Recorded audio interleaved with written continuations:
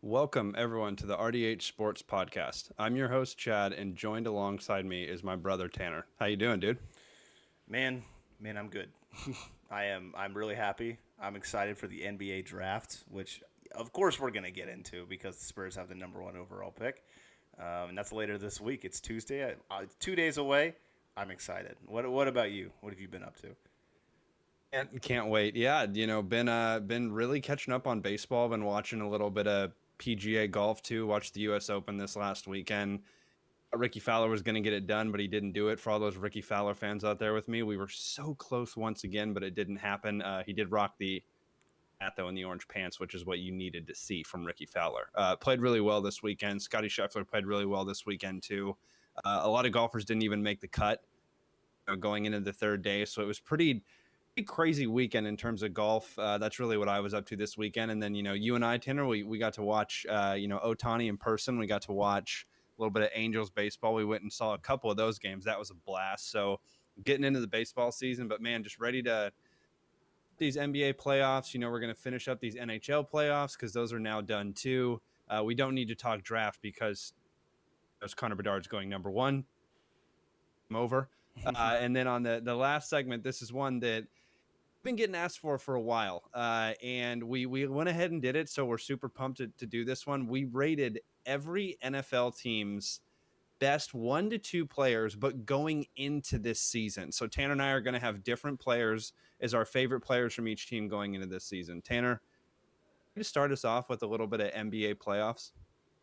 Man, I mean the NBA playoffs. It's hard to look back on that and have a scenario in your head where the Heat win. And it sucks to say. It really sucks to say because the Heat were a really good team in those playoffs, and Jimmy Butler played really well throughout. He kind of disappeared in the finals, but what do you want him to do, man?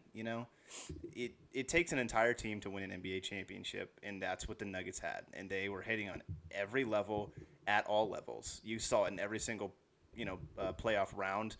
They just looked almost unstoppable through that whole playoff run. And it, I mean, I picked the Nuggets.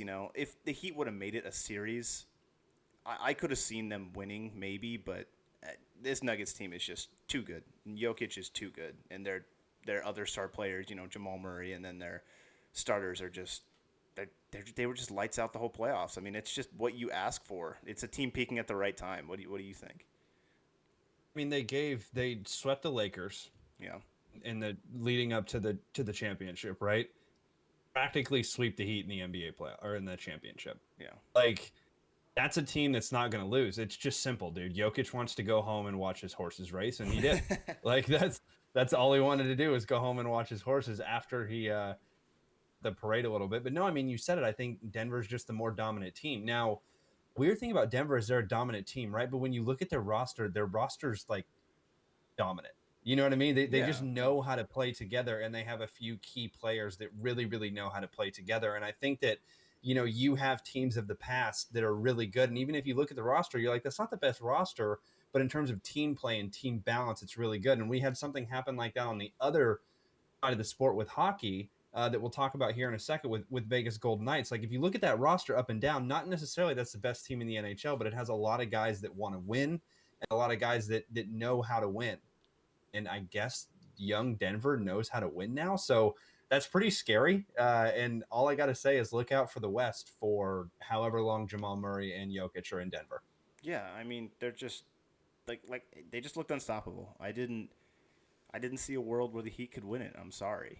They would have had to had played the most amazing NBA series I ever completed. No mistakes. No mistakes, and it's just because Denver's just they're going to capitalize on those, and they did, and they took them out in five. It wasn't even like that Well, then, close. I mean, you saw it happen, right? And I don't mean to compare because these are two completely different players, but you saw it happen Cleveland when LeBron came into the league when he brought Cleveland all the way in. Hmm. I mean to the finals. But now let me preface something: the Heat have a way better roster and are way deeper than those early 2000s Cavs. LeBron did what LeBron did back then was even potentially more impressive too because he's even younger at the time, like literally first couple of years in the league. But then again, he didn't get the nickname Himmy. You know what I mean? Himmy Yeah, himself, like yeah, Jimmy Butler. So not taking anything away from Jimmy Butler, but you don't really see, like you said, NBA You see NBA teams win. You don't see NBA players win. Even Jordan could have get it done without Scotty. And like even Murray couldn't have gotten it done without Jokic, vice versa. Like those two aren't on the team, you're not going to win. No, they wouldn't have made it to the finals if they hadn't. Now you were talking well NBA draft action. First going to do in the draft. I think everybody in the world already knows what they're doing. Well, it's like the same thing you're talking about with Connor Bedard, right? It's just the number one overall pick is going to be Victor Wembanyama, and I'm excited to see him in San Antonio. Now, as for like the other picks and stuff like that, obviously I'm super excited as a San Antonio fan, but I did get to watch like a lot of these guys play, and I've talked about this before on the show, but I've watched some of these guys play in college just because I got to go and travel for the NCAA tournament, but a couple big names that I think people should still be really excited for that they get on their team. Players like like Brandon Miller, who's projected like third, maybe second overall if we see it happen. He's amazing. He's there was some law stuff, like court disputes and stuff like that with him, but hopefully it's over in the past. A lot of it is just it's swept under the rug a little bit, but he's an amazing player and he can absolutely take over a game. I've seen it, and I've seen the Aggies get destroyed by him before. And He played for Alabama. yeah, he was played for Bama, and he was probably the reason that they were that good. I will say it. They had a good team. Don't get me wrong, but Alabama is not like that basketball school that you always see coming back year in and year out. So he made that team, and he made it a very good team. Although they didn't make it crazy far in the NCAA tournament, they were a stupid good team. Brandon Miller is awesome. Another player I think you should be really happy to get is Anthony Black, and he played for Arkansas. And you're going to notice it's a lot of SEC schools because that's, who I see. But Anthony Black, he's a guard, and he's like a bigger guy. I think he's like 6'1", 6'2", which is, it's not crazy for a guard. But he's got a nice frame, and he can like drive the basket, and he can shoot pretty well. And I think he's a projected top 10 pick. I don't know where he's going to go, but I think any team should be lucky to have him, especially if you're like a team that has a top 10 pick and just got rid of a star guard like Bradley Beal and the Wizards.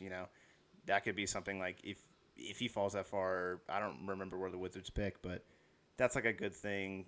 He's a young guard that you can build around, and I really like him. Plus, he's got like huge hair. It's like this big, so he's fun to watch.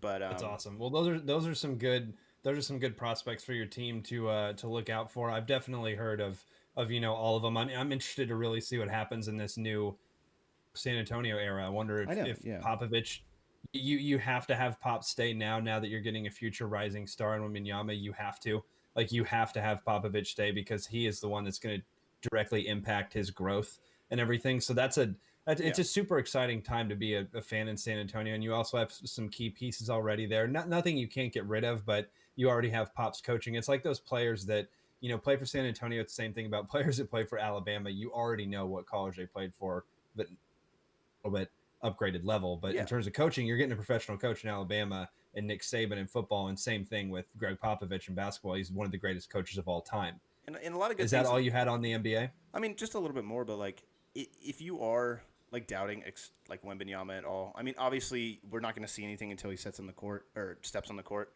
but he has played semi-professional to professional basketball in France, right? So he is played at a higher level, we'll say, than I'm not sure if it's higher than college. If it's not, I'm not sure, but it's around the same level, right? So he has that kind of experience in like a game day kind of like a schedule, like a week. It's like NBA college games. You get a couple of them, but NBA you shoot up to like 82 games. So it can be stressful for a rookie, but he has been playing in the French league. And he's coming over now. That's why he's the number one overall pick. It's like you're comparing like sample size, like how many games he's played at like a more elite level, you could say. So that's why it's kind of like Luka. Exactly. Like Luka. Yeah. Luka didn't play college ball. Luka played pro ball, and you saw his game translate better A level. I'm interested if Wembanyama's game is going to transfer, because what you see with him is you see a lot of the size, a lot of the size talks, but there's also a lot of size talks coming out of Texas with Kevin Durant, and it didn't take him long to step into the league. So yeah, absolutely. I mean, just to finish it off though, a couple of other names. There's Grady Dick. I think he plays for I think it's Duke. Yeah, he plays for Duke. Does he play for Duke? No, Kansas. Kansas. That's what it is. He plays for Kansas. But I got to watch him. just destroy some school. That's a pretty loud motorcycle, but I got to watch him destroy some school. And this dude is just raining from threes. I mean, he's like that, like Tyler Harrow, you know, who Sharpshooter. sharpshooter exactly. And he's gonna take the shot, and it doesn't kind of matter where, and he's probably gonna drain it. You know, he's nasty from three, and he can drive the lane a little bit too. But that's pretty much it. It's going to be a fun NBA draft. The cool thing about this is it's not very long. There's only 2 rounds if you're not familiar with it. It's not like the NFL draft where it goes on for like 3 days and you don't even know half the players you draft. And in the NBA, you kind of know them, and they're probably going to make an impact and probably going to at least have a chance to make an impact. Exactly. And, you know, or NBA questions, send them to us. You can check us out on rdhsports.net. We're also on Twitter. We don't have any other social medias right now because we're pretty new, but also YouTube channel RDH Sports. Just gonna plug that in this episode. But now jumping to the NHL playoff recap. It's really simple. We were beating the drum just like Vegas was their drum. They won. They took out the Flames in 5 games.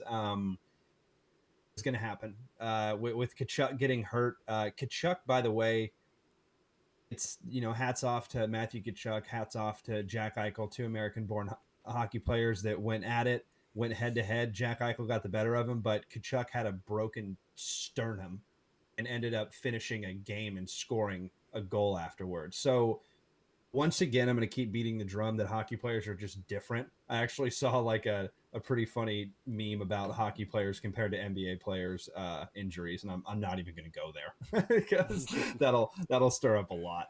But over half of that Florida Panthers team had injuries that were legitimately over 6 weeks, and the most they ever missed was a period. Kachuk ended up missing a game in there, but you kind of knew it was over. And what are you going to do with a broken sternum? I heard the Florida Panthers head coach, his press conference specifically about Kachuk's injury. It happened, I want to say in game 3. And then it happened in game 3. And after it happened in game 3, he tried to, or game 2, then he tried to come back and skate game 3. He played an entire game with a broken sternum and then didn't go the next game because there was no way. But apparently, if they got to game 7 and there was 5 days rest, Tkachuk was going to go. To put that into perspective, a broken sternum, that's got to be months, I would assume, minimum of injury. And Tkachuk was ready to go in 5 days. So it's the Stanley Cup final. It's the Stanley Cup playoffs, and Florida couldn't get it done. Score a single power play goal that entire series. Whole time I was watching them, I was waiting for the power play to really kick on, but it didn't.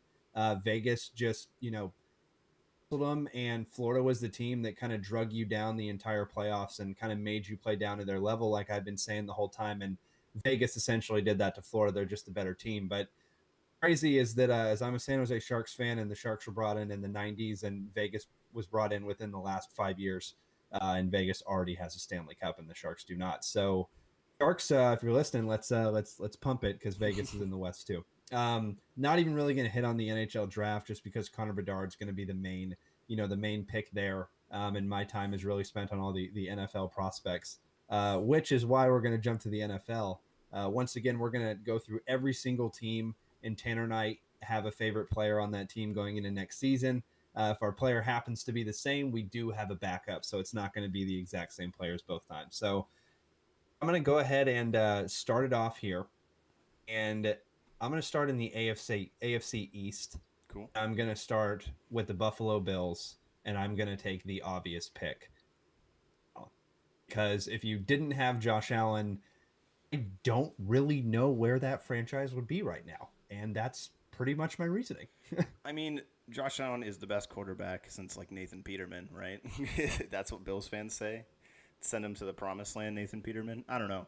But I think it's right. I think when you look at this upcoming season, it kind of ended, the previous playoffs kind of ended badly for Buffalo, especially with Josh Allen's play. You know, I don't think they ended it like they wanted to. They didn't look great at the end of the season, going into the playoffs and even in the playoffs. And I think Josh Allen, it's crazy because he's already like a top 3 quarterback, but he needs to just control his game a little bit more. You know, during this past season, I saw him very sporadic, you know, trying to make a lot of plays that if he were to just dump it off to maybe like a running back in the flat, it would get like 3 or 4 yards. Meanwhile, he's over here dicing up defenders in the backfield, throwing for like 50 yards down the field, and sometimes it's completed because Stephon Diggs is great. He's amazing, but it gets you in trouble. We saw that with Mahomes and their offense a little while back, but I think he needs to at least settle down and kind of mature his game a little bit coming into this upcoming season. Yeah, and I mean, I agree with everything you said, and I mean, I think it's one of those things where what a lot of sports fans and a lot of players that have actually played sports, it's called elevating your game. Yeah. And there's levels to this game, right? There's levels. In martial arts with jiu-jitsu, there's levels to jiu-jitsu. And, a black belt in jiu-jitsu at one gym could face a black belt at jiu-jitsu at another gym, and it could be an ass kicking. They're still both black belts. They're technically on the same level, but there's levels to this game. Down in Patrick Mahomes, you made a great comparison. There's levels to this game, right? Mahomes' level that he has up on Josh Allen right now, honestly, Mahomes is probably 2 levels or 3 levels up on every single quarterback. I'm just going to say that. At least 2 levels, probably not 3, especially with Joe Burrow's new haircut. My goodness. But with Josh Allen and Patrick Mahomes in levels like I was talking about, Mahomes in the playoffs is calm. In the playoffs is the exact same player in the regular season, if not better. It's the exact opposite, right? When Josh Allen actually starts to get going and starts to play it, and he's always playing at a high level, right? He's always playing at an elite level, top 5 level in the game, top 3 level in the game, like you said. But yes, at the end of last season, he fell off. And in the playoffs, the last, not couple seasons, because the season before last, there's no reason he should have lost that game. This past season, he did not play the best. It's an off-season drama with Stephon Diggs almost not wanting to come back because of it. Like, you have to get your best players the ball and you have to play at your best at the most important times. And last year, Josh Allen didn't do that, even though, yes, he is a top 3 quarterback in this league. And, they have the same team coming back, except they technically have an upgraded tight end from the draft. Well, in free agency, they signed guys they needed to sign. So don't know why the Buffalo Bills aren't a top 3 team AFC this next season. We'll see if Josh Allen can get to that next level, because of the 3 quarterbacks in the AFC right now, the top 3 in my book, with Patrick Mahomes, Joe Burrow, Josh Allen, not in any particular order, 2 out of those 3 quarterbacks have gotten to another level. Burrow has gotten to another level in the playoffs. Joe Burrow got to the Super Bowl. Yeah. You know what I mean?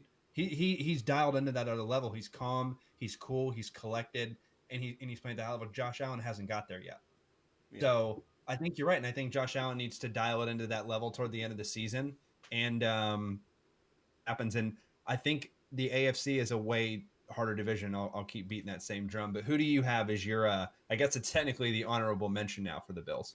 I think just you started talking about it, but just the offseason issues with Stephon Diggs, I think that makes him the next and most important player.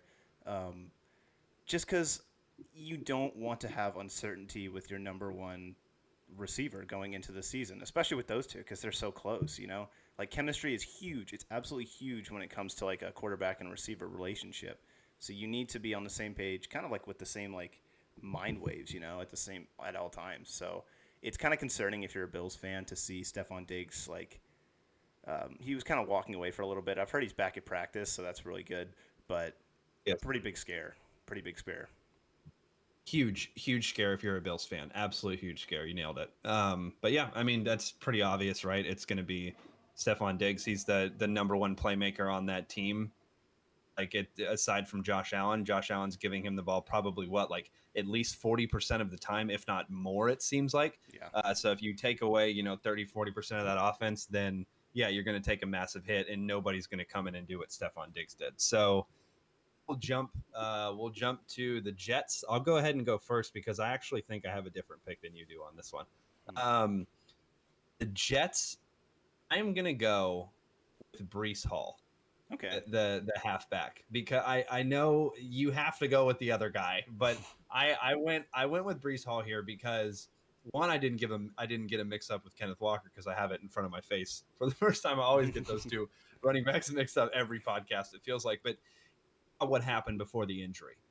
That team was just feeding him the ball before that injury happened last season, and yes, the Jets. I'm not saying the Jets wouldn't have gone and gotten Aaron Rodgers if they the offseason, if it presented itself. Of course they would have. But if Breece Hall wouldn't have gone down, I think Breece Hall would have won Offensive Rookie of the Year, and I think he would have had a record-breaking season from what Bijan's going to do this year. I legitimately think that Breece Hall had one of the best seasons a running back could have last year. Whenever I was watching those games play, and then he got injured, but that's my guy. They can lean on him for the next 5 years. Yeah, I completely agree. He was having a breakout season as a rookie, and I really hope he's going to come back and do the exact same. But I got to go with the other guy. Obviously, Aaron Rodgers is like the next honorable mention because he is. It's just if you think about the Jets franchise, the last time they had like a pretty good quarterback was probably like Mark Sanchez. Butt fumble, and even that is saying much. So Aaron Rodgers, he's going to come in and he's going to compete at a level that they haven't seen in a while. So it's important for him to just be him, be consistent, play the way that he would play in Green Bay, right? I mean, the team is basically the exact same. They're going to give him the keys to the kingdom. He can do whatever he wants there. And he just needs to play at maybe like 80% of his level to be successful in New York. I'm sure of it. He's a Hall of Fame quarterback. Yeah. He can do it.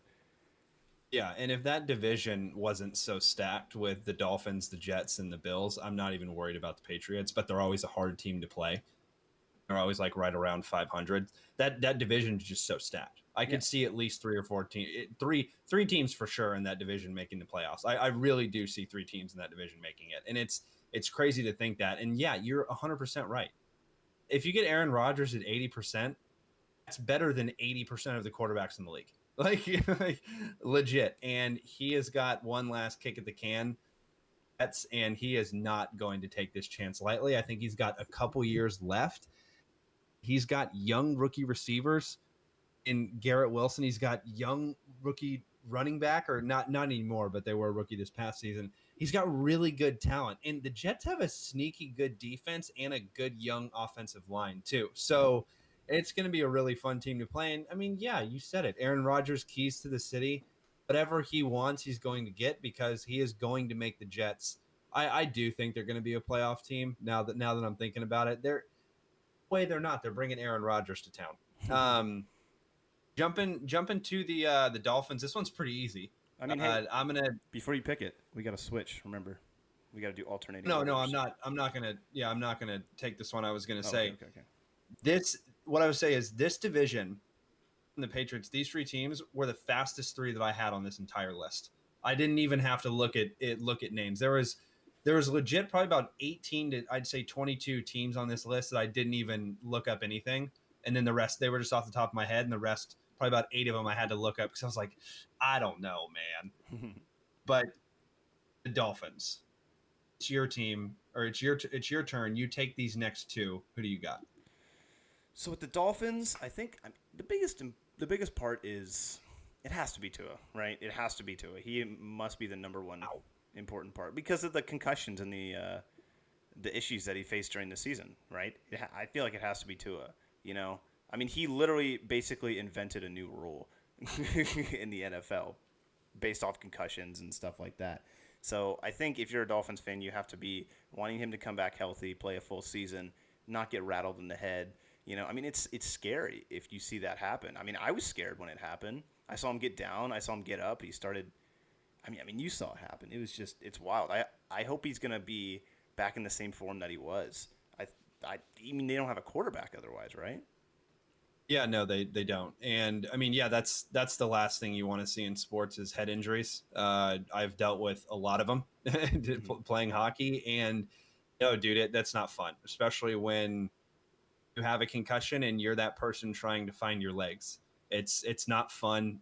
You don't really even remember it happening. The time for me, I can remember I got hit so hard in hockey that it knocked me clean out, and when I woke up, I had jelly legs, and it was the same thing that happened to him. You walk and you try to find your footing, and you go back down. You see it a lot in UFC fights, like getting kicked in the head. The fighters will try to get up and their legs just go down. And Tua did take a contact hit on the head with that concussion, but I don't know. at some point player safety it turns into like, number one, right? And the Dolphins took Tua's concussions very seriously this past year. I commend the organization for what they did and then letting them, him sit out after the first game, and they made the rule. The organization didn't do the best job at the first concussion. I'm not sure he didn't have one there, and they said he didn't. But official team, yes, they did what they had to do. But I think yes, and I also think no to Tua. I think comes out this season and absolutely, gets over 3,000 yards, which he can easily do in this offense. Honestly, if he gets close to 4,000 yards, the thing is with Tua is he's never been healthy. Alabama, right? Like he's always had tweaks and everything in Alabama. Nothing is ending as concussion, but Tua is traditionally an awkward quarterback whenever you watch him because he throws left, he doesn't throw right. He's a lot smaller. His throwing motion's a little bit different, but I've loved Tua since he's been in Alabama, right? I've been riding with Tua since he's been at Bama, but argue that you could stick any quarterback in that team.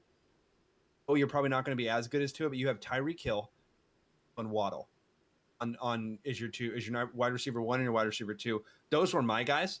Was Tyreek Hill specifically, because if you take Tyreek out of that offense, yes, you have Jalen to step up, but Tyreek Hill did absolutely so much for Jalen Waddle. It's unbelievable, right? Like he didn't let Jalen Waddle become double teamed anymore because it's not an option because Tyreek Hill's there. The safety has to look over Tyreek. The other safety has to look over Jalen Waddle. I think that they arguably, I think Tua could throw when they were open, but they were open by the time it got to them. I'm not saying he threw them open. I'm saying that Jalen and Tyreek ran that receiver or that corner open because there's not many cornerbacks in the league that can actually stick with the wide receiver for that long. So if he comes back and is healthy and doesn't have any more concussions, yes, then he could easily be a top 10 quarterback in the league with those two wide receivers. And next year you're talking about like a Geno Smith type quarterback where you're like, where did this come from? You know what I mean? Mm-hmm. If he's healthy, if he has a consistent year like he did this past year. But I got to go with Tyreek Hill and Jalen Waddle, in my opinion, just because those guys are the fastest wide receiver core of all time. You know what I mean? Yeah. So that's who I got on the Dolphins. Who is your on the Patriots? Good luck. Yeah, this one is tough. One of the teams I had to look up for. This one is really tough, but I think the story that just keeps popping in my head is like, what do you do with Mac Jones? You know what I mean? Like, obviously, he's not the best person. He's not the best quarterback. Well, not even. He's a good person. He's a good person. He's a good person, but not a great quarterback. But I think I want to know like a Patriots fan opinion on this. Like, do you think he's like the solution? Like, what's going on over there? Like, what are they trying to do with Mac Jones? Because they got to see what he's putting out there, and it's not great. So I think in terms of like importance to the overall team, I think Mac Jones would be up there because you need a quarterback. I mean, you got off of Brady after his like basically century-long visit there, but you need solid quarterback play, and Mac Jones is not getting it done. So this should be the most important part for the Patriots, right? If it's not this year, does he leave next year, after that? Because he's a first-round pick, right? How many years does he have left on this first-round contract? Do they take up the option? These are things they need to start considering, especially if he doesn't improve, right? I mean, I think that to answer your question, I think they'll pick up the first year on him. I think he was like 16th, 17th when he got taken in the first round out of Alabama. Yes, they're going to pick up the fifth year option on him. They're not paying him anything as a rookie. It's the rookie contract. So right now they're gonna keep him for 5 years.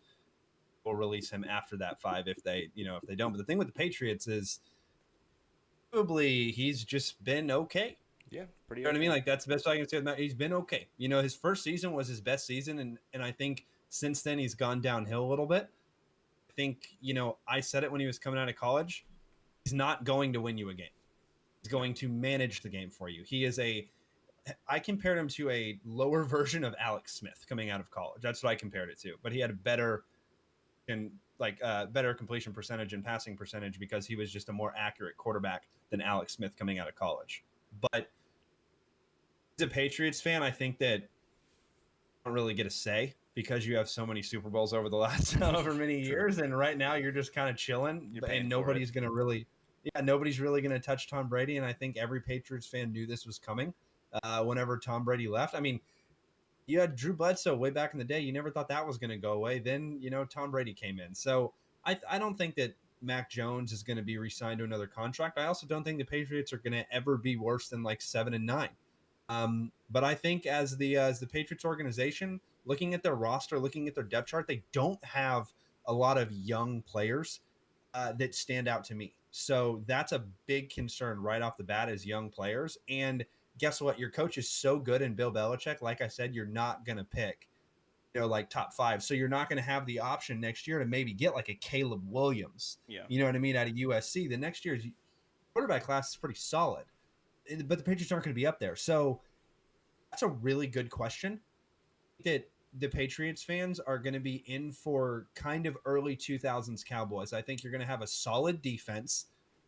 Your offense is going to be very average, and it's going to keep your team right around 500 or a little bit below 500. But player for the Patriots was actually Matthew Judon, the left outside linebacker, because you heard me just say it right there. I don't think the offense for the Patriots is their strong suit. I think the defense is, and I think Matthew Judon over the last – he signed a contract, like a $56 million. He came over from the Ravens, if I'm not mistaken, making around $13 to $15 million a year. That's a lot for a linebacker, especially an edge rusher, but he's worth every single penny. And last year, he was the bright spot on that defense. And the honorable mention to my other defensive player, which is one of my favorite players coming out of Lenore at Maine, Kyle Duggar. I was such a fan of him. I wanted the Cowboys to draft him. It's a little bit too early to say that he's the most important player, and also the argument of you can win a Super Bowl without a safety, but at the same time, have you ever had an Ed Reed or an Earl Thomas in their prime? Don't know. It makes it a lot easier. But right now, you have the Patriots safety with Kyle Duggar starting to perform at a level right now where he is top, top 20 safeties in the league last year. And if he continues to go, he's going to jump to top 10. And once you get into that top 10 range, top 15 range, you become a very, very important and impactful player. And the main reason I think he's been doing so well, and Tanner and I talk on this on so many episodes, beat this message, is the veteran leadership within that locker room. The players that are already playing at that position that they're teaching from, McCourty, the McCourty brothers, the McCourty twins were there, have been in New England, have been defensive backs in New England for the last years.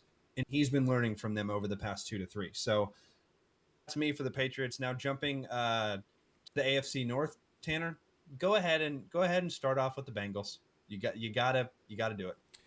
The question here is, who do I go, right? Because there's a lot of It's one or two. I know both two. Or 3. Because arguably the Bengals just picked up the best offensive lineman, like top 5 in the league from the Chiefs. So that's an honorable mention right now, but obviously not going to take over the number 1 or number 2 slot. It's fair. It is fair. Honestly, I'm gonna go with, instead of, I know who your number two is. I'm gonna go with Jamar Chase as number 1 because I think he's very young, of course, and he's putting up absolutely crazy numbers. I mean, he's already like breaking Bengals records, and he's been in the league for a couple years. This is the Chad Ochocinco part 2, right? He's the most important, and then you need to build around him and Joe Burrow, right? Because those two, they have a connection like no other. And he's so young, and he just makes these crazy athletic catches. He's got amazing feet and footwork, and his route running is just impeccable. He's an overall threat, and he's going to be dominating in the NFL for the next 3 years. Or he's going to be a top 3 receiver for the next however many years. Excuse me. Oh yeah, absolutely. I was going to say it's very specifically for 3 years. What's he doing after the 3? Signing like I don't know, going to be a movie star or something. Yeah, of course. It's Joe Burrow and it's Jamar Chase. Those are the 2 on that team. Those are 1 and 2. Thing with Jamar Chase is that you had a wide receiver come out of LSU a season before with Justin Jefferson, and you said, there's no way anybody's going to come close to this kid's production. Wait a season. You got Jamar Chase from the exact same school doing it at the highest level you can possibly do, and you nailed it. I compare Justin Jefferson to Randy Moss because they were on the same team, and I compare Jamar Chase to Chad Ochocinco because they also played for the same team. So yeah, it's really hard to not put Jamar Chase there. Best college tape you'll ever see, up there with Odell Beckham at LSU, up there with Justin Jefferson at LSU. But Jamar Chase is arguably the number 2 wide receiver for me, or if I were to start a franchise today. And I just named the number 1 in Justin Jefferson. So yeah, I mean, of course, I think that's totally fine. And I'm obviously going to take, the quarterback Joe Burrow there. If I didn't, I would have taken Jamar Chase. But Joe Burrow has not only come into college football and taken the world by storm, but done the same thing in the NFL. Joe Burrow was a backup quarterback at Ohio State.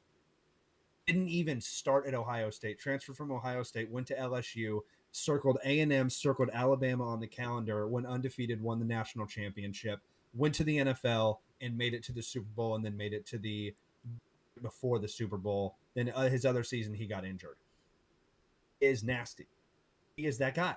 Yeah. He has all of the nicknames in the world for a reason. He shows up in big moments. He's one of the very few quarterbacks in the AFC that have the ability to take it to that next level, like I was saying.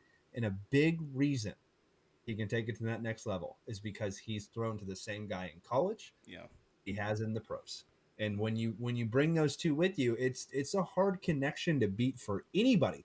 And I'm really glad I'm not an opposing defenseman or a coach in the NFL trying to go against and game plan those guys. But yeah, the Bengals, you got Joe Burrow and Jamar Chase. I think if you want to look and compare, just go and look at their offensive production before Jamar Chase got there and after Jamar Chase got there. Because before, you had T. Higgins and Tyler Boyd, that's your number 1 and 2. And T. Higgins, he's a number 1 receiver. I could say that. And if he went to another team, he probably would produce a lot more than he would, being on the Bengals.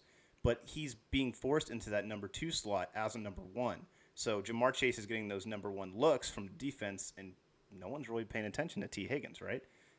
Or Tyler Boyd, and he's a number 3. Tyler Boyd is a number 3, which is insane. So yeah, when we rank wide receiver core, I mean, this one's in the top 5. I think so.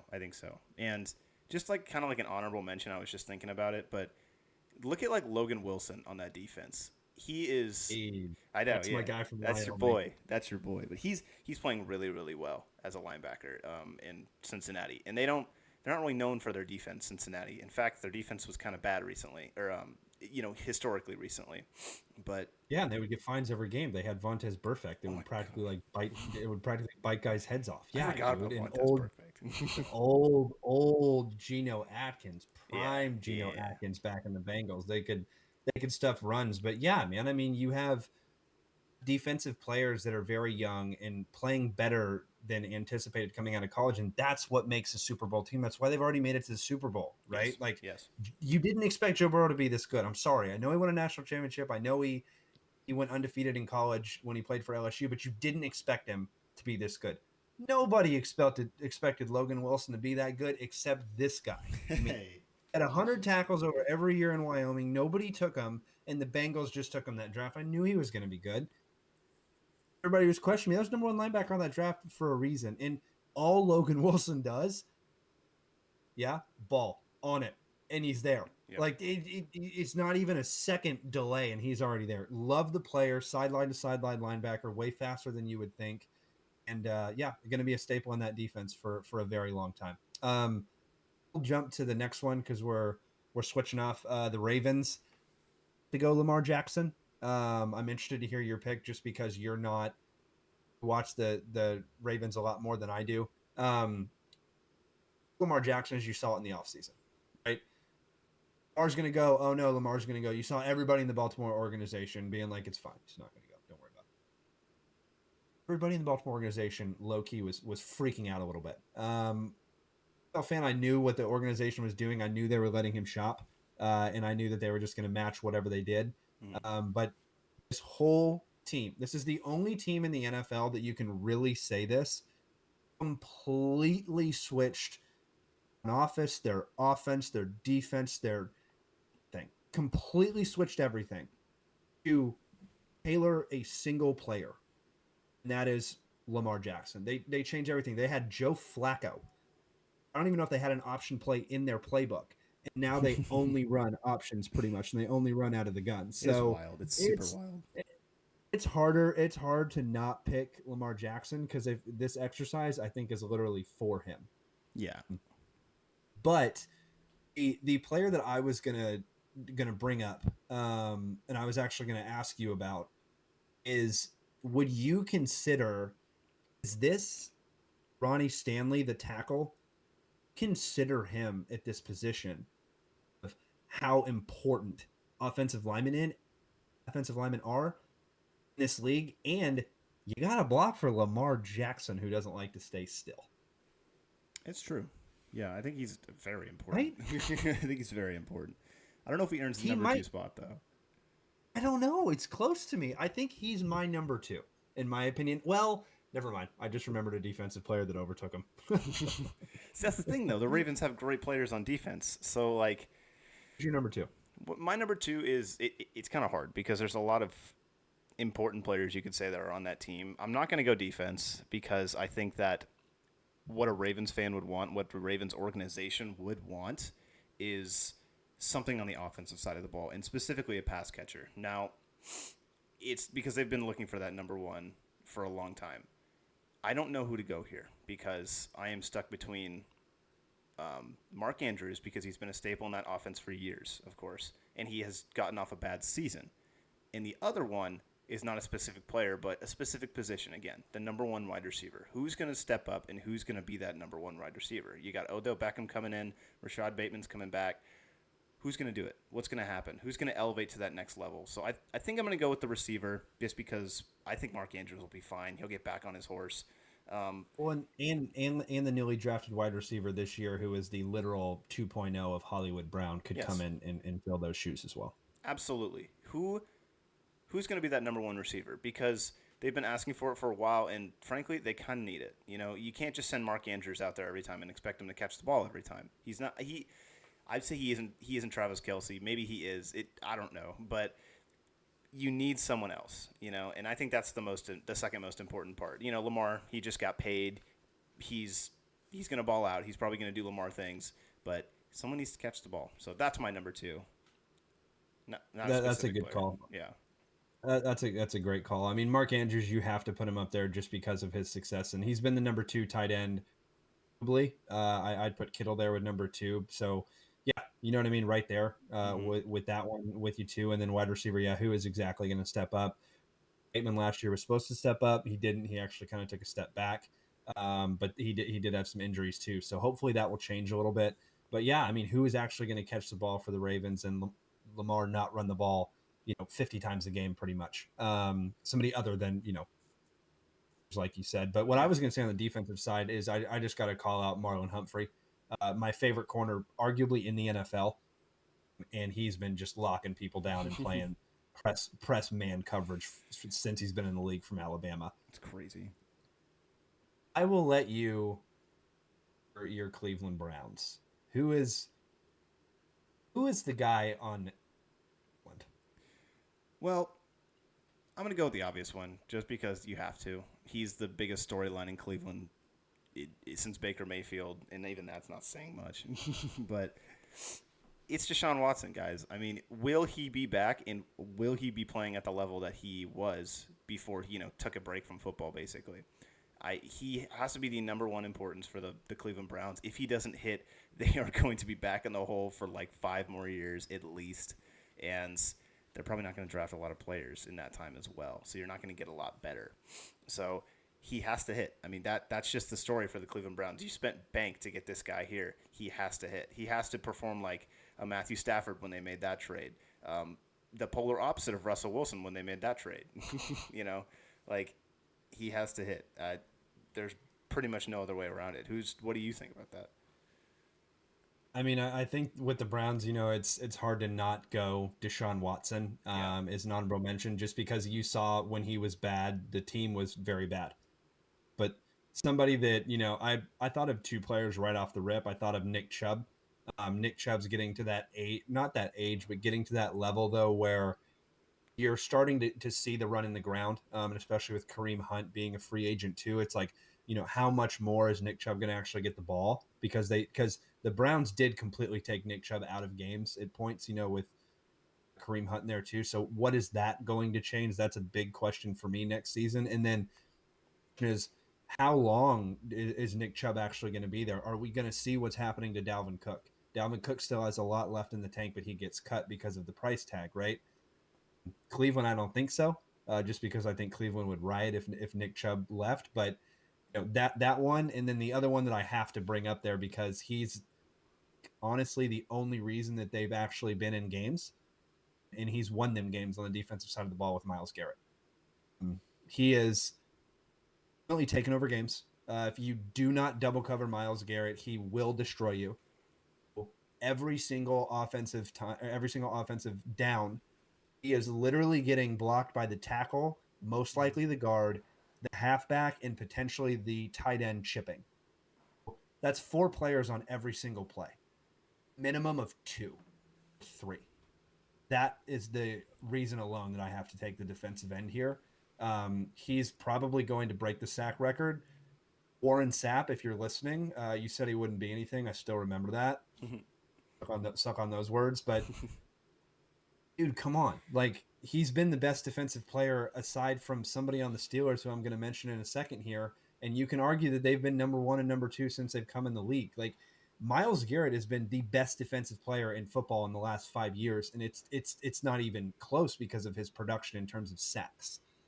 In terms of what he does, somebody that big and that all should not be that lanky, should not be that fast, should not be able to dunk a basketball with no practice. I think he had shoes. I think he had cleats on, but football cleats on after a full football practice, and he's yamming. And guess what? I used to watch him yam over kids at the rec center when I would run. That's why I ran at specific times so I could watch Myles Garrett yoink on kids. It was hilarious. But no, man, he's an athletic freak and my favorite defensive player to watch. And yeah, that's probably because I watch him a lot in person too. But Cleveland's a big old giant question mark, just like this whole division is, aside from the Bengals. I know. You know what I mean? The whole division is. Jumping to the next one, I'll go ahead and start here because I gave away. It's TJ Watt. Yeah. The Steelers are built on defense. The Steelers are built on TJ Watt. You saw what happened when Watt got injured last season, how the Steelers were on the defensive side of the ball. Luckily, they got Tomlin, who's going to coach them and win games. And they've got a young offense right now who is potentially strong, but I'm not really sure with Kenny Pickett yet. He still needs at least 2 years to see where he's at. But how can you not say TJ Watt going into this next season? If TJ Watt continues to perform how he is, once again, that's a minimum of 2, 3, 4 guys a snap. That's a pretty important player in my opinion. Yeah, I completely agree. I mean, TJ Watt is just otherworldly is the word I would use to describe him. He just kind of does what he wants, and he doesn't care. I mean, he's got that blood from the Watt brothers. They're just they're built different, right? That's just what they say. But a fullback and a Hall of Famer, man. Those are his brothers. That's ridiculous, man.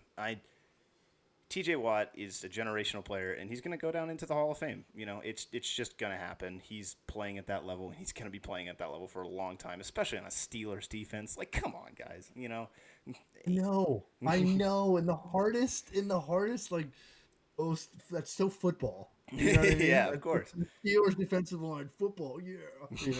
I love it. Now, for the number 2, I guess it's really hard because I don't want to go Kenny Pickett because I think Kenny Pickett, as much as he's struggled, I don't think he's going to be like crazy, like that bad, because he's got Mike Tomlin in his ear and he's got a good system and they were pretty decent on the offensive side of the ball given there was like zero production, which it doesn't even make any sense, but. And to piggyback off of what you're saying, with Najee Harris, George Pickens there, you got Deontay Johnson as like your wide receiver 3-4. Kenny Pickett's got a lot of options. Yeah, like I'm not crazy worried about what Kenny Pickett will have and like his opportunities in the future. But what I will say is you mentioned him. I think the number 2 is George Pickens. Now, he goes over Najee because we've talked about Najee before. We've seen what he can do, and I think in the same category as Kenny Pickett, he will get better. It's a great system. With George Pickens, I think he's going to get a lot better. I think those 2 will get better, but I think George Pickens is going to be the standout. Think this is the year where he solidifies himself as a wide receiver 1 in this league, or do you think he's got a couple more years at that? I don't know when specifically it'll happen, if it'll happen this year or next year, but it's coming soon. He he is an amazing player. I watched him coming out of college, and he goes up and gets the ball. He makes these crazy catches. His footwork is great. He's he's the Antonio Brown part two. You know, I I don't know if he's going to perform to the level of Antonio Brown, but he's really exciting, and I think he's going to become like that upper echelon of receiver very quickly. And I think you're going to see it just absolutely. Kenny Pickett just throwing dimes to him. It doesn't matter where the ball's at. He's going to go up and get it, and you're going to be very terrified of him. And defensive coordinators are going to have to plan for him. So he's the second most important player if you're a Steelers fan. Absolutely. And fantasy football listeners, Tanner just gave away a little nugget there, so I jot that one down. Yeah, they're going to throw him the ball a lot. A lot, absolutely a lot. All right, so now jumping to the next division, we're going to jump to the AFC South. Tanner, go ahead and kick us off with Jacksonville Jaguars. The Jacksonville Jaguars. You have to come on, take the obvious one. Go. I'm thinking. I mean, I know who it is. Don't get me wrong, but yeah, it's Trevor Lawrence. I mean, we know it's Trevor Lawrence. The hair alone. I mean, just the hair alone. Come on. I know. Oh, I was thinking about this recently. How long do you think, this is a little off topic, how long do you think his hair will last for? Because we saw it with Justin Herbert. He cut it off pretty quickly coming into the league. Do you think he's going to keep the flow for his whole career, or is he going to have to cut it off eventually? Like Tom did it eventually. You know what I mean? So I may have been like following Trevor Lawrence since like high school, right? Mm-hmm. Had the same haircut. So I'm going to go with never. You know what I mean? I'm gonna go with he's gonna keep the flow forever, because literally since I started watching that kid at like 17 years old, he had that flow, and you just can't let that flow, dude. From someone that has literal blonde hair that just can't do the flow like Trevor, you gotta keep the flow as long as you can. I think once he starts hitting like upper 20s, I think he's gonna cut it. I think it'll go eventually. I don't think he's going to keep it the whole time. I would love him to keep it. We'll put a poll up. But you don't see it often with quarterbacks. They just cut their hair. I'm like, why? I don't know. But yeah, Trevor Lawrence, he's a generational talent, like you said. I remember you were talking about him when he came out. He's the best prospect since Andrew Luck. And he's shown it, you know. Although he had that playoff game is one of two playoff games that he's played so far. He played very well in both of them, and he played two very good teams. And again, if you're a Jacksonville fan, that's exciting. You want to see that. That's 100% what you're looking for in a leadership franchise quarterback. He's the piece that you need to build around for the next freaking, I don't know, quarterbacks play a long time now, 20 years, you know? Like, he can be that guy, and he can win you Super Bowls. He's going to get Pro Bowls. He's going to get All-Pro mentions. It's just what happens to be put around him at the time. I think he's going to succeed in any situation you put him in, especially now that he has a great head coach and a great coaching staff. I love it. What is your opinion? Yeah, I mean, I think that Lawrence is a top 5 young quarterback in this league. Mm-hmm. You know, whenever I do every year, I look at, you know, if I were to start an NFL team, that's why we did the quarterback rankings already, right? That's why Trevor Lawrence was in my, I want to say top 10 for sure, not top 5, but top 10. He's a top 10 quarterback for me. And the reason is because he is checking every single box that Dabo Swinney said that he was going to check when he came out of college.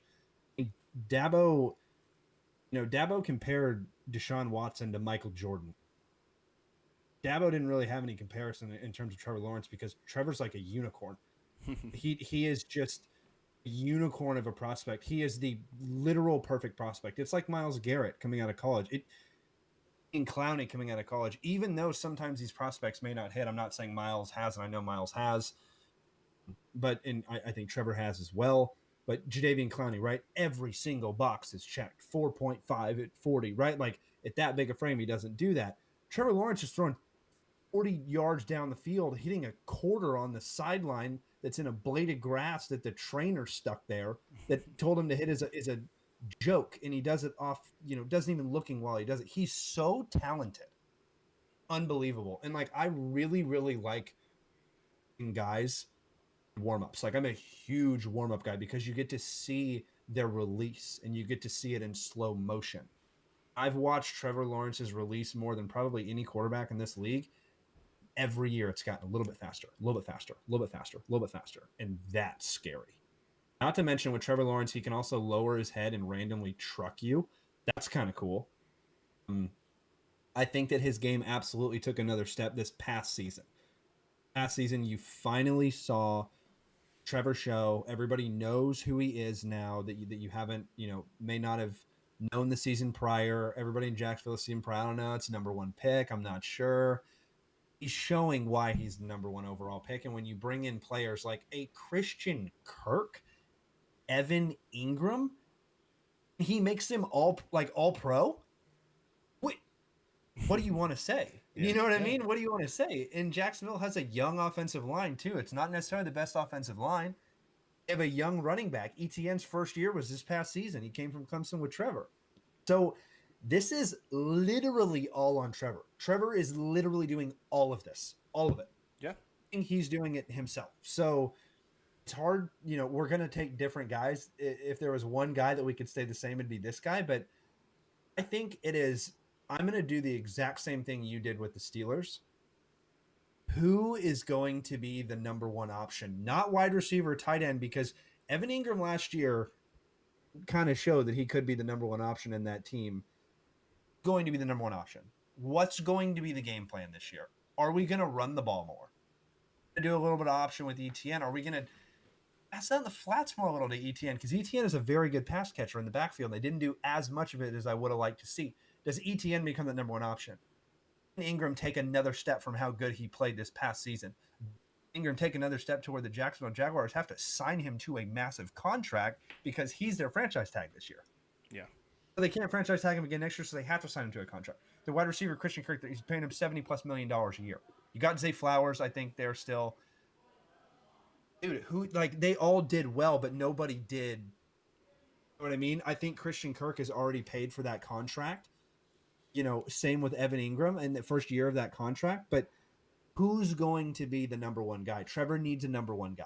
You know what I mean? I get that the greats all have that one guy. Tom Brady had Wes Welker. Tom Brady had Julian Edelman. He needs that one guy. Steve Young had Jerry Rice. You have to get those 1 and 1, 2. So that's kind of my take on the Jags. Sorry, you said Trevor Lawrence. I just went off on a tangent. I think it's fair though, because when you think of the next most important player, I think the logical reasoning comes down to okay, who are going to be his targets, right? Who is the next guy, like you're saying? Who's going to be with him in that his dominant run, if we say it's going to happen, right? I think it kind of falls down to Christian Kirk, Travis Etienne, and like you said, Evan Ingram. Who is going to step up to be the number one out of those three guys, right? I mean, it could be somebody else, don't get me wrong, but those are the guys that had production this past year. So who are you going to go with? On the division. Yeah, absolutely. The division, the division is prime for the taking. Yes. The division is absolutely prime for the taking. And when you have, the Jaguars, right, like we're talking about, those guys are going to be my pick. Right, all three of those guys are going to be whoever my number 2 is, because it goes 1A, 1B on those guys. Somebody needs to be a number one option there, but the main reason I'm harping on this drum is because division is the Jaguars, the Texans, the Colts, and the Titans. Titans right now are in a dumpster fire. The Colts have a really good running back. That's it. Texans are completely starting from scratch. Right now is the time for a Jacksonville Jaguar. Not to mention, Trevor Lawrence plays really well against Patrick Mahomes. Randomly, I don't know why. He's very well against Patrick Mahomes. That's another thing going for him. So I think if you're a Jaguars fan, this is your year.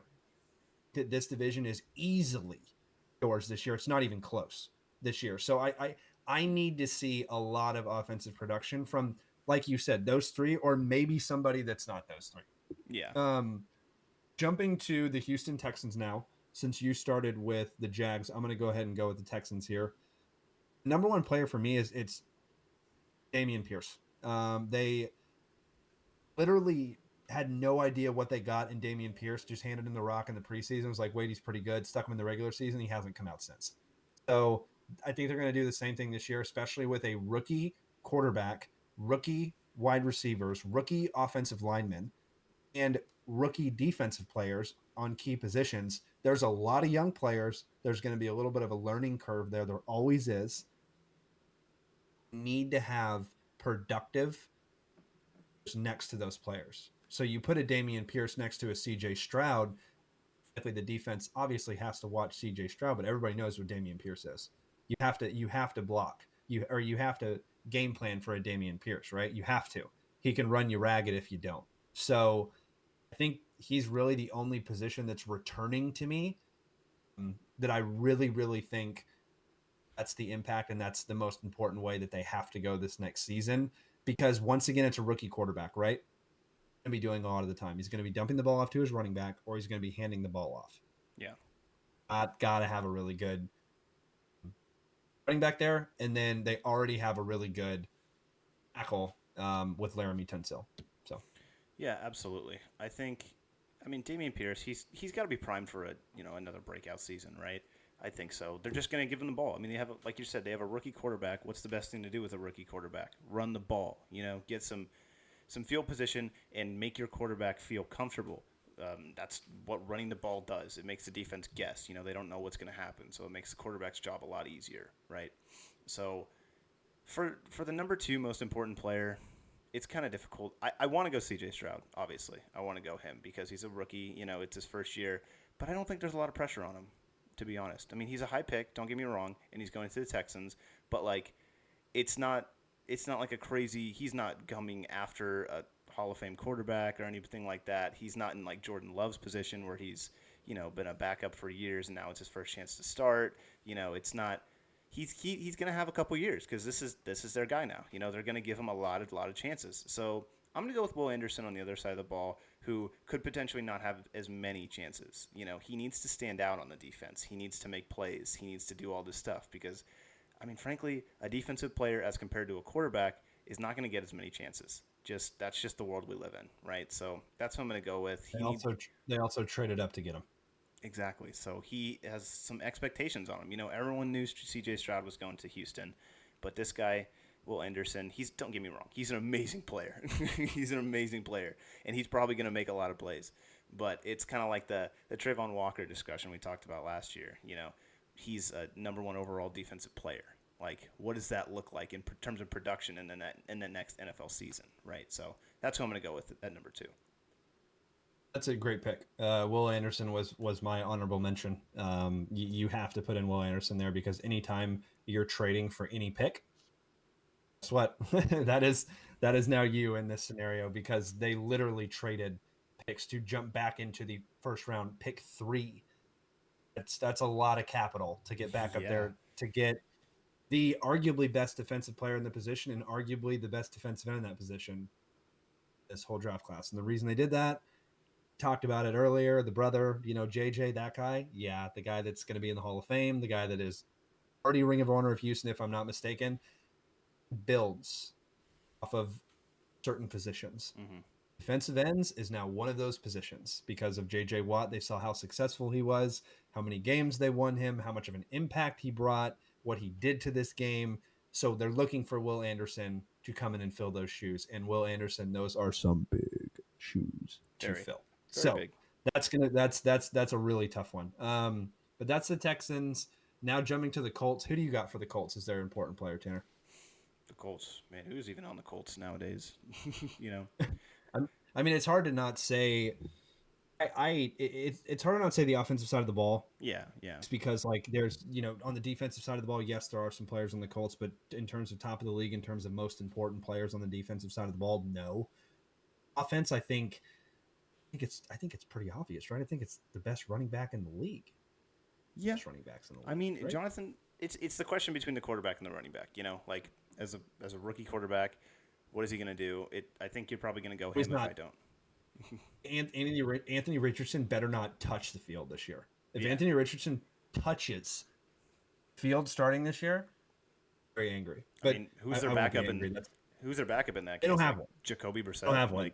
I think I don't think they have one, and I think Phillip Rivers was on there this season, and he retired last year. But the reason let me preface this real quick.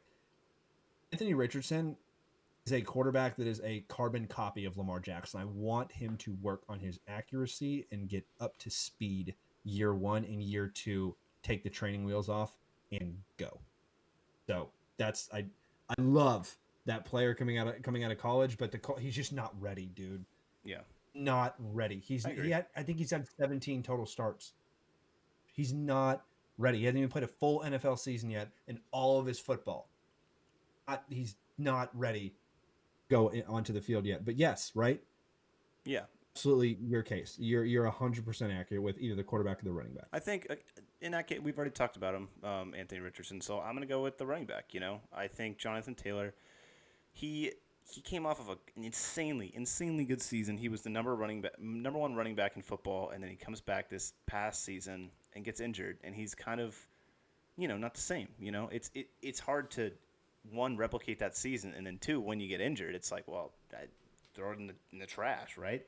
I mean, that's their only offense the Colts have. They have Michael Pittman, I guess, but he hasn't seen a lot of production, mostly based on poor quarterback play. But I think Jonathan Taylor, he doesn't have to have a big bounce back season, but he definitely has to have some kind of bounce back. He can't just, if he gets injured again, I mean, we'll see what happens. But he has to come back and he has to, make that offensive at least viable again.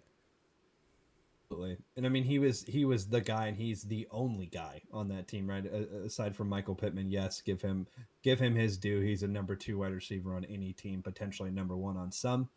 But yeah, I mean, Jonathan Taylor, who is literally the entire offense of that team, and if he does not perform, they do not win.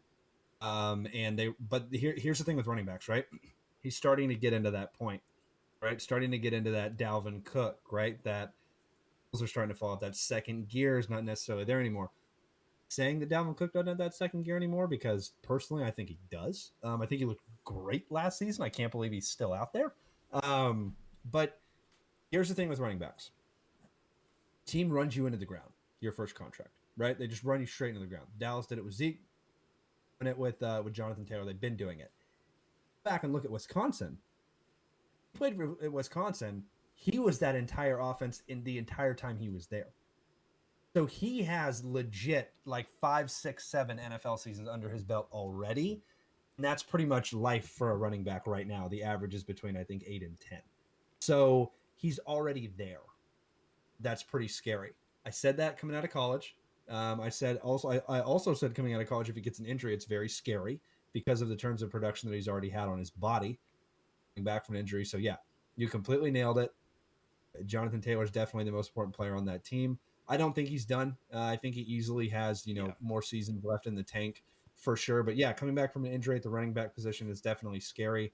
One player that I do want to mention, though, he's been the best guard entire league aside from the Dallas Cowboys with Zach Martin, is Quentin Johnson. Nelson. Nelson. There we go. I'm thinking Quentin, that's the wide receiver out of TCU, but Quentin Nelson, the best guard in the NFL aside from Zach Martin. And I'm not saying Zach Martin's best because I'm a homer, because he has been. And they're both from the same school.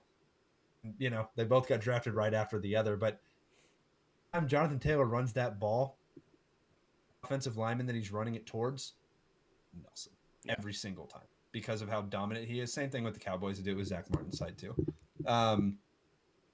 I'll jump to the Titans. This was probably the hardest one for me, aside from the Patriots and Washington. I'm just going to go ahead and knock out my 2, because I'm going to say I don't think I have the same 2 you have, if you even have those. I wanted to put Derrick Henry there. I can't, because the trade rumors. Like, it's noticeable. The King. They're trying to trade Derrick Henry. The King. Derrick the King Henry. The absolute king. It's obvious they're trying to trade him. So obvious that they're trying to trade him. So I can't put him there. Then I actually looked at the Titans roster. Not that deep. Not that deep. I thought they were a lot deeper. But the other guy, I looked at the stats and everything too. Yeah, man. Jeffrey Simmons, the right end. He is so good. He's really good. And he is the only player on that defense that has been consistent the past 3 years. And it hasn't even been close in terms of production from him. The defensive tackles are really good in terms of Tennessee. They've also done production. Their ends also have production. Their linebackers have production. Every player has production, but nobody has a high level of production as Jeffrey Simmons does. And he's been really good coming out of college and continued to do that. So from the SEC going right into Tennessee.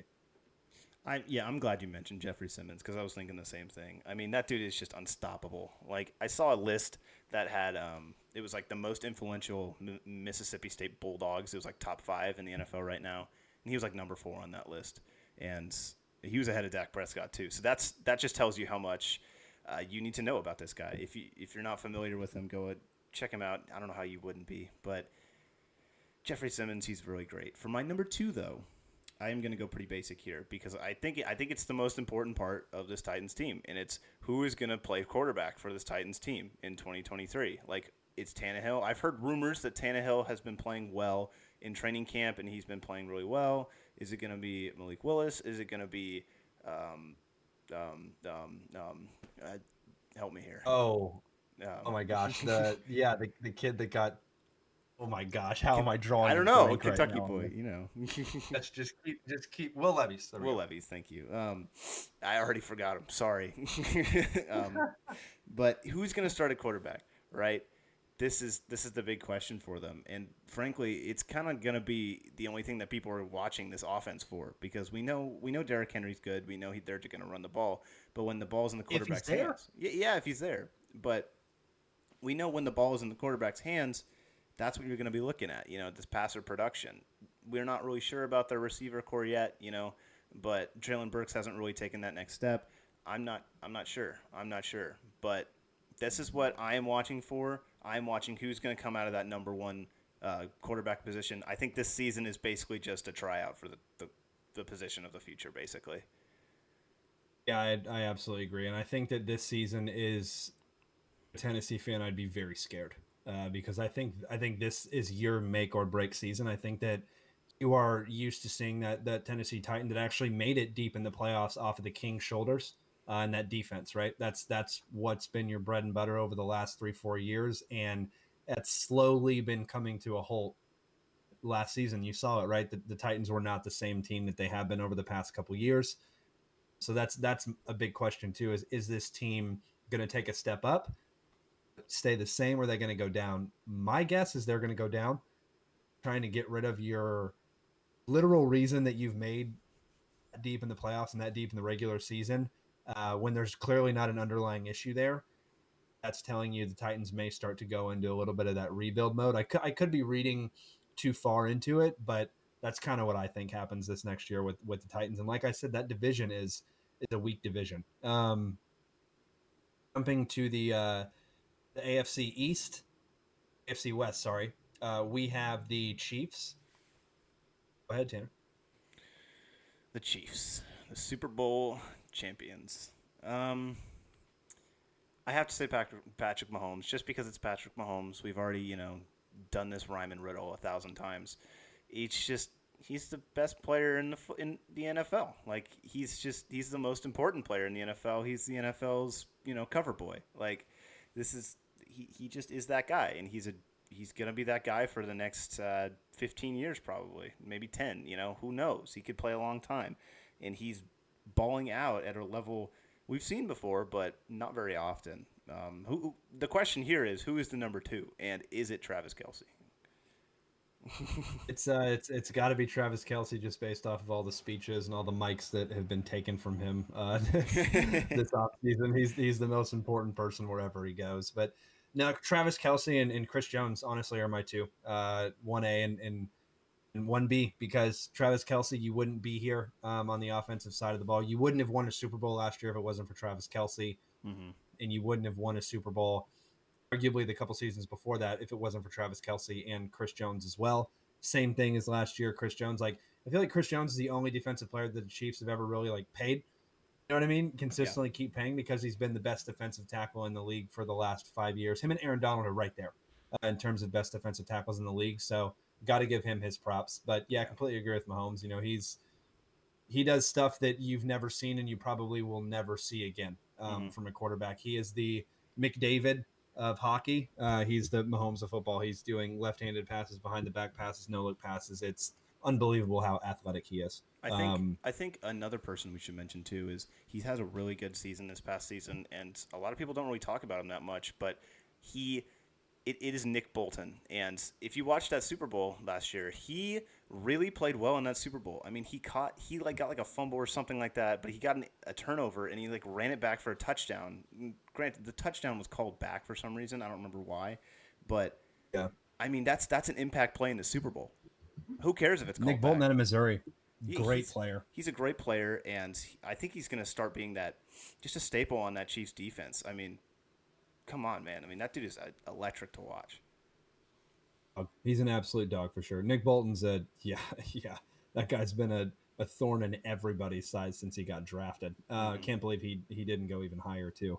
Now jumping to the other team in the AFC West, the Chargers have to quarterback here with Justin Herbert. You have to.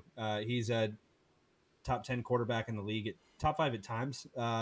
Certain games he's top 5, other times he's top 10. Sometimes he drops off a little bit too, but that receiving core with Austin Eckler sitting there too, with like I said, the receiving core that they brought in, existing tight ends being really good, the offensive line being young and good, the defense keeping teams off the field. It's hard to not go with Justin Fields, and I think that Bert, and if this team wasn't in the AFC West, they'd probably be the number 1 team in practically any other division, aside from no, because you have the Bills and so probably not. But anyway, there's so many good teams in the AFC they need to change to the NFC.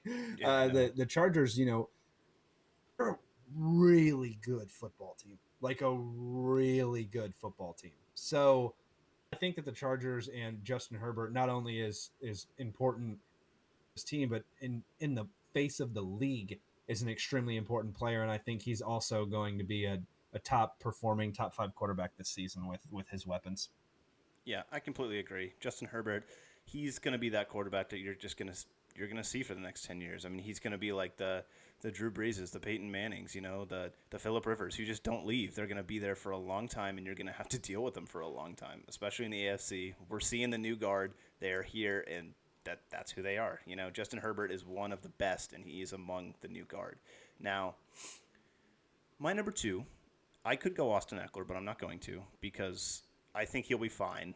There's nothing to worry about there. He's a very important piece, don't get me wrong. But that offense, I don't see a way that it wouldn't succeed. You know what I mean? They have so many weapons in so many ways. So I'm going to go to the defensive side of the ball, and a name we know very well, Derwin James. I think Derwin, after he played this season and he played it really well after coming off of a big injury, right? So my question is that injury going to come back up? Is that injury history going to come back up? At times we were saying that he was like, oh, he's a really good safety, but he's injury prone, But now he's got that season under his belt. He's starting to play a lot more games. Is he going to continue to do that? I think that's really important as the number 2 most important player, right? It's a great call out, and on the other side of the ball, you could go there too with Joey Bosa too. So that's Yes, great call. Absolutely. Out. Yeah, great call out on the defensive side of the ball. I mean, hell, Bosa brothers are probably going to go in the Hall of Fame. The Watt brothers are probably going to go in the Hall of Fame, and we've got to watch both of them. So that's pretty freaking cool. But now jumping to another team, we got the Broncos. Tanner, go ahead. Take the Broncos, because if you get my player first, I'm going to be very angry because I was very impressed with myself with this one. Not going to lie to you. Really? That makes me kind of want to think. I mean, I know who I want to go, and it's the most obvious choice. I could do it. Might be the most obvious choice of all time. I'm going to talk about him just because he's obvious. Broncos Nation, Broncos Country, let's ride. It's Russell Wilson. What the heck happened? Where did he go? They left him in Seattle. He didn't get on the plane. He has to perform this season. And they traded draft picks to bring in a coach because they're like, hey, fix this. They spent more money. You guys can fix this to get them out of the hole that they already spent capital on. Like, they spent capital, and then they spent more because they're like, all right, this is really bad. We need to at least make it somewhat manageable. So, yeah, Russell Wilson, you need to come back to form in like a 50% capacity would be even better than what you produced this season. I don't know what happened. Like I said, they left him in the airport, but Russell Wilson, he's an amazing player, and he's played in big games, and he's played and performed in big moments. So it He's doesn't won make Super Bowl. he's won Super Bowl. He should have another one. Like he's had maybe it's Pete Carroll. Maybe that was the reason they were so good. But you can't tell me that Russell Wilson didn't make those big throws and those big moments and make them look like he was. It made it look easy. I mean, I can't tell you how many times I heard the expression moonball just because Russell Wilson decides to throw a really high arc.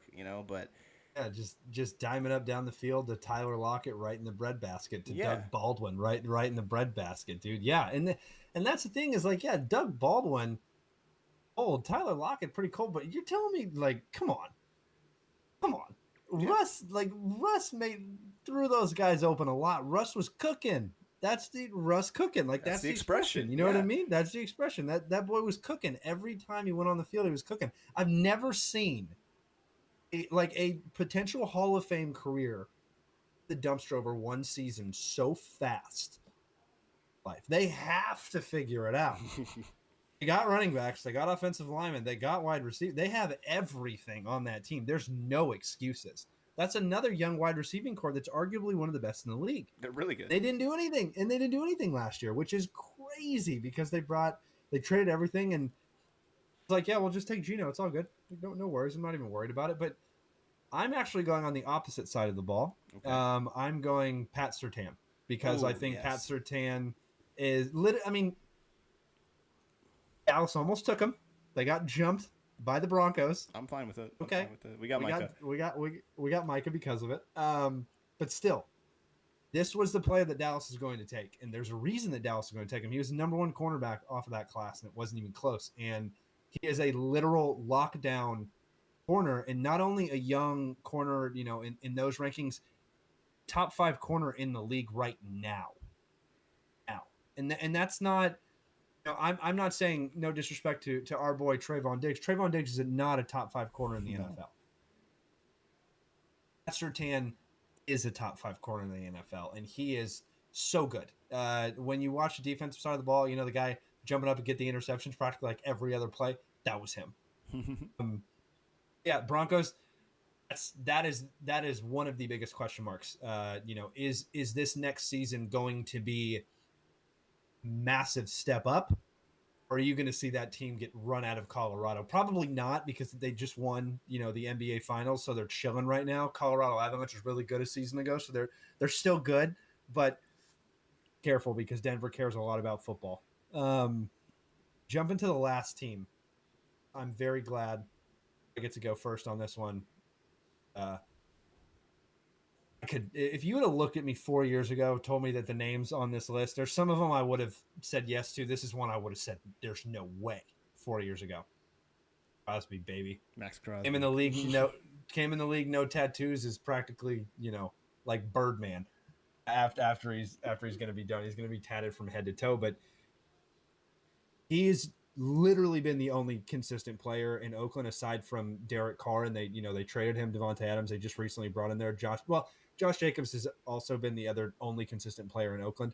The offensive side of the ball, but the defensive side of the ball, they haven't had any kind of consistency. They've been drafting, when John Gruden was there, they took the kid out of Clemson, I think Clelin Ferrell. He didn't do anything. They had other ends that they drafted, didn't do anything. They've lost a lot of ends these past couple of years. But in the meantime, Max Crosby the whole time is just chilling there on that side. And in every single game gets somehow he gets better every single game, and I don't know how. And every year he elevates his play. So this year I need to see him do it again, elevate his play, because guess what, Max? 2 players on that defensive side of the ball right now, and you're one of the key pieces. Yeah, absolutely. Like exactly what you said. I mean that defense is struggling. I mean that team in general is just struggling. They've had so many like court issues and like interesting things that have happened within the organizations in the past in the organization within the past 3 years that do they play football? Like what do they just go do other stuff and then pretend to play football? Like I don't know. But I think it makes a lot of sense. Max Crosby is going to be a leader on that defense for a long time, and I really hope he stays there because he he could destroy in that division. Gosh, the quarterbacks he could sack. That's so cool. But for my number two, I think it's pretty obvious, but I have to go Josh Jacobs because they're coming in with Jimmy Garoppolo as their quarterback. Obviously, we've seen him before, and we've seen him in a Super Bowl, but he's not the guy that's going to go out and win you a game. You know what I mean? So they're going to have to rely on somebody else, and who better to rely on than the guy who just set the rushing record in Josh Jacobs? They're going to give him the rock. They finally started doing it this past season, and they found out how good he was. So they're going to keep giving him the rock, and they're going to expect him to produce at a similar level. But That's kind of. I mean, I think so too. I mean, I think the thing with Josh Jacobs too is it's crazy. He literally led the league rushing last year. He literally just led the league in rushing, and Devontae Adams casually almost leads the league in receiving last year. And they trade quarterback. Okay. Say okay. Whatever. It's whatever. Yeah.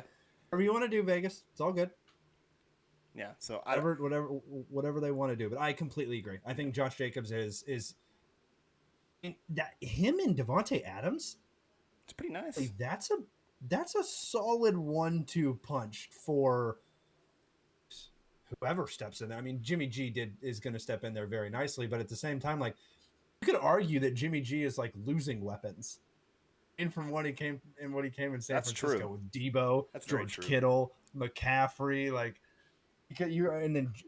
Brandon Ayuk is his number 2. With Oakland, Hunter Renfrow is number 2. That's not a bad number 2. I know they've got a good receiving core. They lost their tight end, but he wasn't really on the field anyways. Right. But Darren Waller was hurt a lot at the end there. That was hurt, but he still has a great offense that he can work around. And like I said, give the ball to Josh Jacobs, let him cook, just give it to him, run him into the ground. That's what they need to do on the offensive side of the ball. Make Jimmy G comfortable in this system, because if he's not, he's probably going to throw a pick. Yeah, you're not wrong there, because he does throw into traffic a little bit. But that is it for the AFC quarterbacks. I did not think that would take that long. But it did.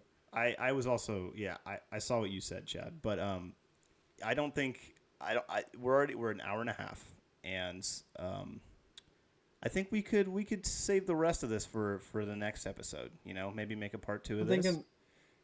I'm thinking so too, because part 1 is going to be AFC quarterbacks.